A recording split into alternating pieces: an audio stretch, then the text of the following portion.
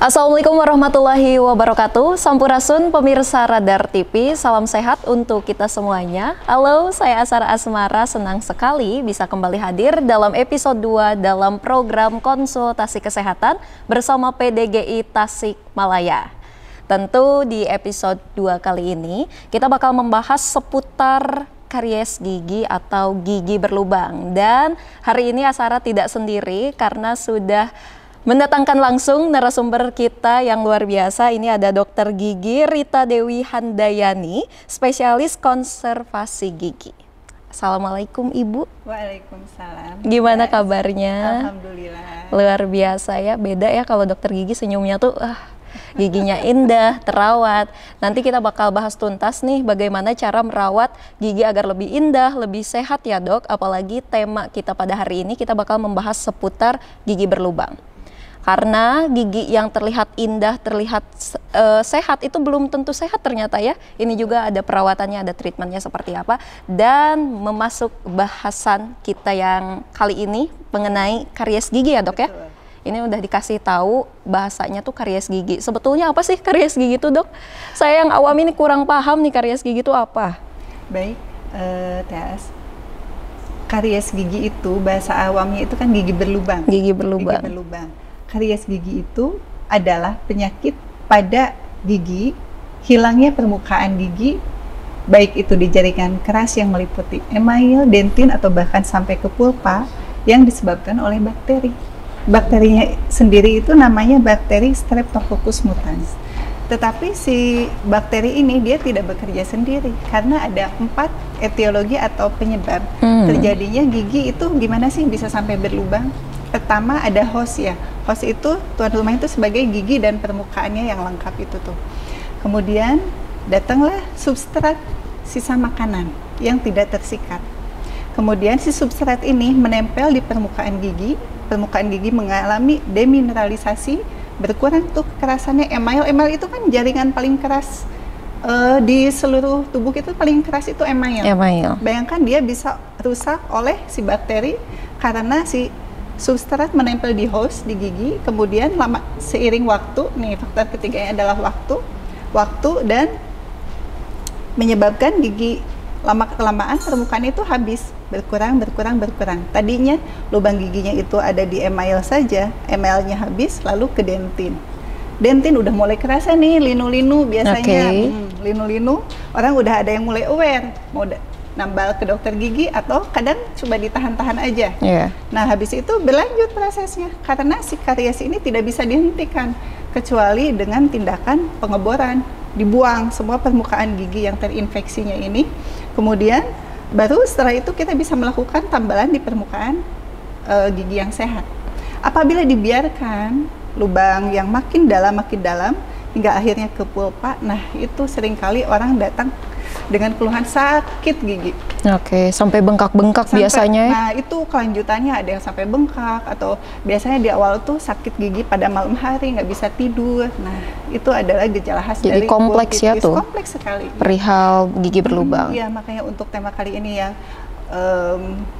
keep happy with healthy teeth ya, memang betul karena dengan sakit gigi ini dapat menurunkan kualitas hidup seseorang. Aduh, sayang banget ya. Sakit gigi. Sejauh ini masih terhitung jari. Nah Bu, gimana nih kalau untuk gigi yang sudah berlubang? Sudah merasa mulai, aduh kayaknya ini sakit, nyut, linu kayak gitu. Itu lebih baik dicabut aja atau masih bisa diobatin? Nah betul. Untuk gigi yang masih ada linu, kalau kena air dingin nih atau saya kumur pada saat wudhu Dok, katanya saya kalau minum air itu linu cetit, tapi habis itu hilang sendiri. Nah itu artinya diagnosis kita itu ada pulpitis reversible, dia dapat disembuhkan kembali dengan cara penambalan. Sebelumnya pembersihan dulu, si kariesnya dibuang. Makanya kalau ke dokter gigi, kenapa tadinya lubangnya masih kecil, sekarang tiba-tiba jadi besar? Oh, bukan jadi besar, tetapi jaringan infeksinya itu dibuang menggunakan bot.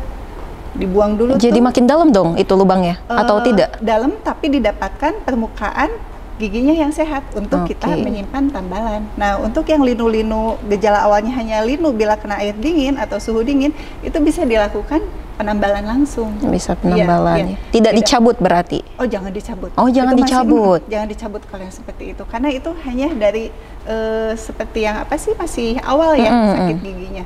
Tetapi kalau sakit giginya udah sampai ke pulpa tuh, TAS yang sampai yang sakit nggak bisa tidur atau ada pembengkakan hingga ke pipi ya. Nah, itu sebelum penambalan itu perawatan saluran akar dulu. Nah, itu kadang-kadang yang bikin pasien tuh bolak-balik, ada multiple kunjungan ya untuk perawatan saluran akar itu, karena kan saluran akar yang terinfeksi oleh bakteri tadi harus di cleaning, shaping, pembersihan dulu, lalu kita nyimpan obat sterilisasi sementara, tambalan sementara. Berikutnya kalau bagus baru bisa dilanjutkan perawatan. Tindak lanjutnya berarti tidak cukup sekali ya ke kliniknya. Kalau sudah cukup parah. Kalau sudah parah seperti itu. Pengaruh juga ya. Betul. Gimana nih dok, kalau untuk perawatan gigi baiknya dari usia berapa sih? Perawatan gigi itu sedari dini. Sejak anak kecil, anak bayi itu harus mulai bisa dilatih, diperlihatkan giginya itu ke dokter gigi, minimal nanti dilihat dokternya, dicek tumbuh kembang giginya sesuai dengan usianya atau tidak, kemudian nanti bisa dirangsang dengan makanan tertentu dan lain-lain. Kemudian anak terbiasa juga ke dokter gigi, nggak takut. Tidak takut ya. Jadi kalau untuk awal pada saat gigi anak-anak keluar itu kan masih usia bulanan ya, anak masih seperti bayi. Tetapi pada saat anak udah gigi lengkap usia 2 tahunan itu bisa kita mulai latih, cek untuk konsultasikan ke dokter gigi. Mitos atau fakta nih dok, kalau misalkan gigi berlubang lagi denyut-denyut nih, itu kumur-kumur pakai garam. Orang kampung tuh biasanya kayak gitu tuh, kumur-kumur pakai garam dulu. Mitos atau fakta itu? Sebenarnya kalau untuk berkumur menggunakan garam itu di medis itu ada NaCl. Dia itu melarutkan kotoran. Jadi dia mengambil kotoran yang kalau ada lubang itu pasti ada substrat di dalamnya, itu sisa makanan yang terperangkap. Pada saat dia senut-senut, pada saat makan tuh kan dia akan makin tertekan ke permukaan pulpa, akan sakit, makin senut. Tetapi dengan kumur air garam, kotorannya itu akan keluar. Jadi itu meringankan. Jadi tidak menyembuhkan secara langsung, karena untuk menyembuhkan secara langsung tetap harus ke klinik ya, ke dokter ya. Oleh dokter gigi. Jadi kumur-kumur menggunakan garam ini langkah yang tepat, bisa dikatakan seperti itu. Bisa. Itu kan sudah dikasih tips and trick ya dari dokter perawatan di rumah sebelum ke klinik, tapi haruskan ke klinik tetap harus ada tindakan untuk penghilangan jaringan kariesnya. Siap. Lalu untuk dampak dari gigi berlubang? Gigi berlubang, wah dampaknya ini bisa kemana-mana Teh. Boleh atau disepil apa aja tuh? Nah, dampaknya itu ya, satu kan gigi berlubang sakit, kemudian setelah sakit itu dibiarkan, dia infeksi penjalanan masuk ke peredaran darah. Manifestasinya ada ke jantung, ke kulit, ke mata. Sampai jantung. Nah, itu dari bakteri, endokarditis bakterialis namanya. Makanya pada pasien dengan riwayat penyakit jantung itu kondisi rongga mulutnya itu harus bagus. Harus misalnya orang normal biasa kontrol setiap 6 bulan ya. Kalau untuk yang penderita jantung diusahakan kurang dari itu. 3 atau 4 bulan sekali dicek. Harus bersih sekali. Tidak ada karies, ada plak kontrol, kalkulus kontrol. Itu dari gigi loh sampai ke jantung ya ternyata? Betul, karena masuk ke peredaran darah. Nah pemirsa, itu di segmen pertama kita udah spill nih perihal karies gigi atau gigi berlubang. Kita akan lanjutkan di segmen selanjutnya, tentunya bersama kami dalam program konsultasi kesehatan, dan informasi berikut akan kami tayangkan usai jeda berikut ini.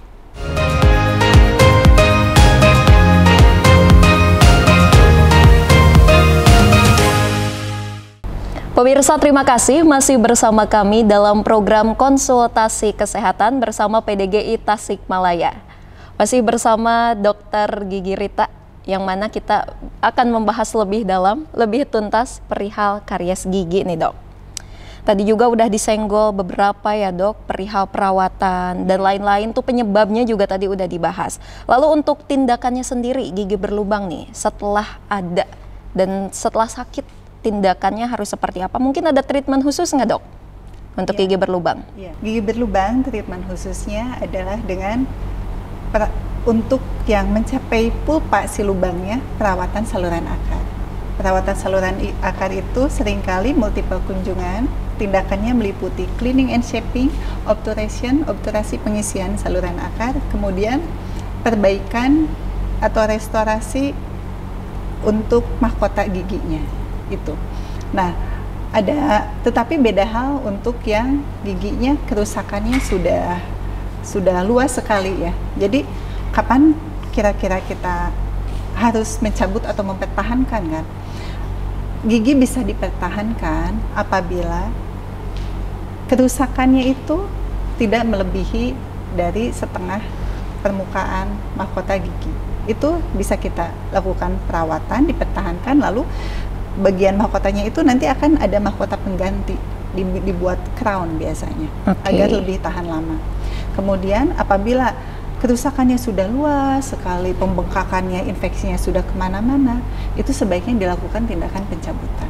Kemudian posisi gigi juga, posisi gigi di depan, di ujung, atau di depan. Kalau gigi di ujung, itu dicabut saja. Oke, sangat mempengaruhi berarti ya dok. Kalau misalkan lubangnya semakin dalam nih, semakin ujung. Kalau gigi ujung itu biasanya gigi M3 atau gigi bungsu, tumbuhnya belakangan. Apabila ada kerusakan, akses alat-alat sukar sekali membuat situasi kerja gigi ujung itu yang sangat steril untuk perawatan saluran akar. Jadi seringkali harus dicabut saja. Dan memang jarang ya posisi gigi ujung itu normal. Seringkali banyaknya itu kan miring. Miring ya, gigi bungsu ya. Gigi bungsu beda lagi tindakannya untuk pencabutannya. Kami kami konsulkan ke dokter giginya, spesialis bedah mulut. Beda lagi. Oke, untuk estimasi pengerjaan treatmentnya itu dok, estimasinya kisaran berapa jam atau menit? Oke, untuk perawatan saluran akar tergantung tingkat kesulitan, baik dari kurvatur saluran akar, kecembungan, kemudian apakah lurus atau belok, atau saluran akarnya ada yang 1, 2, atau 3. Rata-rata pengerjaan bisa paling sebentar itu 30 menit. Paling sebentar, setengah jam ya? Jam. Paling lama, berhari-hari? Enggak, perkunjungan itu 1,5 jam paling lama selesai, tapi nanti tetap ada kunjungan lanjutan di minggu depannya. Berarti 1 jam juga udah clear ya, tapi ada pengecekan lagi. Betul, ada perawatan lagi. Perawatan lanjutan. Nah, kebetulan nih saya pernah nganter bibi saya nih dok ya. Konon katanya ini ada gigi yang mati, ini sudah mati. Dokter menyatakan seperti itu, aku shock ya. Nah, sebetulnya gigi mati ini tuh seperti apa tuh dok? Yang dimaksud gigi sudah mati ini seperti apa tuh? Gigi mati gitu ya, bukan mau dikubur gitu. Enggak ya, udah beda lagi ya. Gigi mati itu istilah awam ya, istilah di medisnya itu adalah gigi yang sudah nekrosis. Gigi yang sudah nekrosis ini 2 pilihan tetap, dipertahankan atau dicabut. Apabila dipertahankan, maka dengan perawatan saluran akar dan rekonstruksi perbaikan mahkota. Apabila mau dicabut, bisa konsekuensinya nanti ada lagi. Ada lagi. Apa tuh konsekuensinya? Kalau dicabut, konsekuensinya ompong. Jadi hilang dengan gigi-gigi. Tapi kan sakitnya juga hilang. Iya, tapi mungkin setelah terjadi ompong itu, hilangnya 1 gigi itu, akan timbul masalah baru. Masalah baru, ya, apa tuh? Gigi itu semuanya itu sambung menyambung secara kontinu di dalam rongga mulut. Dia itu membantu proses pengecapan, membantu proses fonasi, proses bicara ya, pergerakan lidah dan lain-lain. Apabila ada 1 gigi yang ompong nih, kemudian, nah dia itu kan begini nih istilahnya. Ini dicabut. Yang atas itu berarti nggak ada tahanan, nggak ada kontak. Dia akan bisa bergerak turun ke bawah. Jadi sering orang bilang itu memanjang gitu. Karena dia nggak ada. Begitupun gigi-gigi yang sebelahnya, karena dia nggak ada tahanan, dia bisa bergeser. Bergesernya itu bukan bergeser gini kayak jalan, tapi miring dia, tipping. Seperti itu. Dan tentu dengan adanya 1 gigi yang hilang, proses pengunyahan itu tidak akan sesempurna gigi yang utuh kan. Pengunyahan. Betul, makanya seringkali setelah dicabut sama dokternya itu disarankan untuk dibuatkan gigi palsu.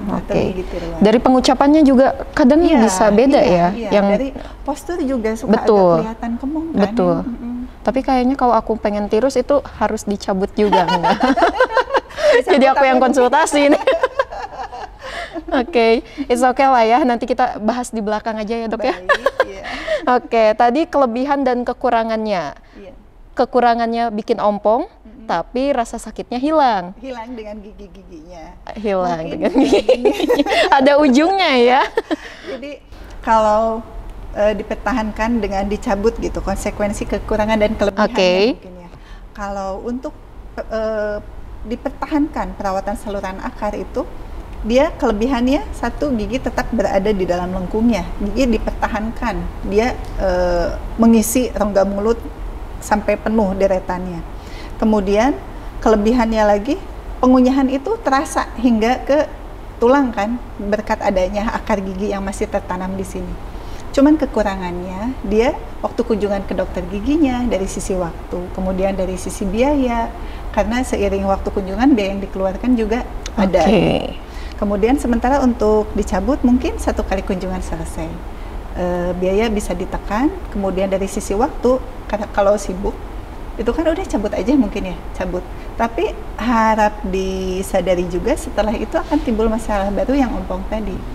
Nah, disarankan nanti dokternya setelah pencabutan disarankan untuk datang kembali tetap untuk menggunakan gigi tiruan atau menggunakan implan ya untuk sekarang. Implan Itu gigi, ternyata kekurangannya itu ya, Dok ya. Betul. Tapi masih bisa kita pertimbangkan lah ya, antara kekurangannya masih bisa kita toleran lah ya, Dok ya. Dan namanya pengen sehat. Tadi kelebihannya juga banyak.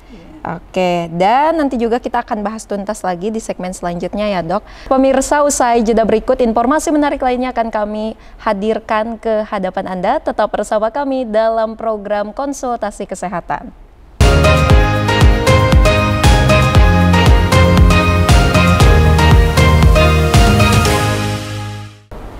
Pemirsa, terima kasih masih bersama kami dalam program konsultasi kesehatan bersama PDGI Tasikmalaya.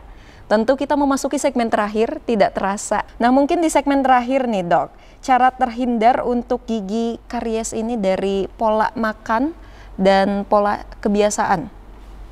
Seperti apa tuh, Dok? Ada makanan yang direkomendasikan dihindari atau seperti apa? Baik, untuk cara menghindari karies gigi itu pertama dari kebiasaan. Menggosok gigi 2 kali sehari itu cukup, pagi setelah sarapan dan malam sebelum tidur. Secara seksama seluruh regio tersikat, kemudian bilas, selesai nggak makan lagi. Karena kadang-kadang saya sikat gigi malam, Dok, tapi habis itu saya ngemil lagi. Betul. Sama aja. Sama aja bohong. Sama aja bohong. Oke. Kemudian untuk dari sisi makanan, minuman, untuk yang manis-manis itu dihindari. Tapi kalaupun kita kan nggak bisa lepas ya, maksudnya bisa sesekali, tetapi tetap dijaga dengan menggosok gigi setelahnya di pagi dan malam.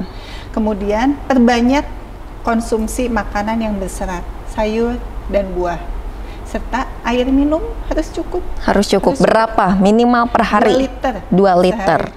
Itu akan menjaga keseimbangan flora normal juga di rongga mulut, serta si produksi air ludah itu, saliva di rongga mulut itu terjaga dari kuantitas maupun kualitasnya. Karena si air ludah itu di dalam rongga mulut merupakan pelindung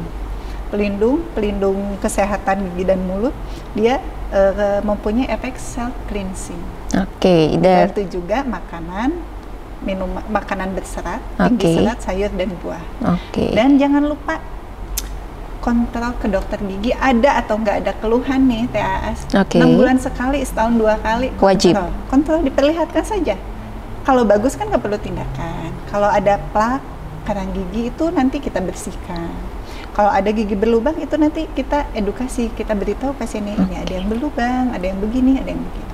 Jadi kerusakannya tidak terlanjur parah, sehingga kesehatan gigi dan mulut itu akan terjaga. Karena sejatinya memang mencegah itu lebih baik dari mengobati, bukan? Betul. Tadi dari segi makanan udah direkomendasikan, dari segi pola kehidupan atau kebiasaan sehari-hari nih, Dok. Kebiasaan sehari-hari, selain menggosok gigi ya, kegiatan menggosok gigi, tambahkan pula flossing. Flossing. Flossing itu pembersihan sela-sela gigi menggunakan benang gigi. Sela-sela giginya dibersihkan. Nah, itu udah cukup untuk pembersihan secara mandiri ya di rumah, yang bisa dilakukan di rumah. Aktivitasnya seperti itu. Oke, agar terhindar karies gigi ya. Iya, betul. Kalau yang sudah karies gigi nih, Dok, cara perawatannya tetap harus ke tetap dokter aja. gigi. Harus ke dokter gigi. Oke, siap. Tidak bisa ditawar. Tidak ada cara perawatan lain untuk gigi yang berlubang? Yang sudah terlanjur berlubang tetap harus ke dokter gigi. Nanti ada pembersihan kariesnya, dilanjut penambalan. Siap. Lalu nih, Dok, saya suka bingung kalau untuk ke dokter gigi. Ini di Tasik lumayan agak banyak. Betul. Dan tadi juga kita udah sharingnya udah agak enak ya, melanjutkan sharing session. Kalau saya temuin dokter itu di mana, Dok? Oh iya, saya sehari-hari ada di Amanah Dental Smile Priority. Untuk alamatnya? Di Jalan Mayor Utaria nomor 48. Siap. Sebelahnya SD Citapen. Deket ya?